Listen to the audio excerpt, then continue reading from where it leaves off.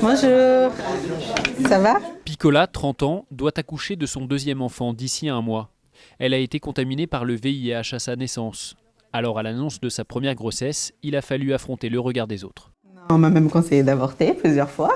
Non, je ne l'ai pas fait. J'ai dit, écoute, c'est une bénédiction de Dieu, je vais continuer et peu importe ce qui arrivera, je sais que tout va bien se passer. Et elle ne le regrette pas. Son fils est séronégatif, il va très bien. Et selon elle, être maman l'a encouragée à suivre encore mieux son traitement pour lutter contre le VIH. Au début, j'avais peur quand je suis tombée enceinte. Je me disais, mon Dieu, mon fils, c'est qui va l'élever et tout.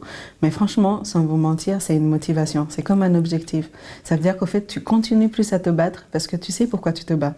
Tu te dis, waouh, je me bats pour mon fils. J'aimerais le voir grandir, me faire des petits-enfants.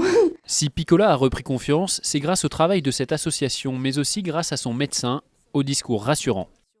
J'ai dit à Piccola que malgré le virus, on peut mettre au monde des enfants sains à condition de prendre le traitement. Voilà. Mais vraiment de bien le prendre, de le prendre correctement pendant toute la grossesse. En France, 18% des femmes contaminées vivent avec le VIH sans le savoir. La grossesse, c'est bien souvent une étape clé du dépistage. Il existe effectivement un nombre de femmes qui apprend son statut en étant enceinte, donc au moment où on est censé être dans un projet de vie. C'est très violent psychologiquement pour ces femmes. Sur les 7 000 à 8 000 nouvelles contaminations recensées chaque année, un tiers concerne des femmes.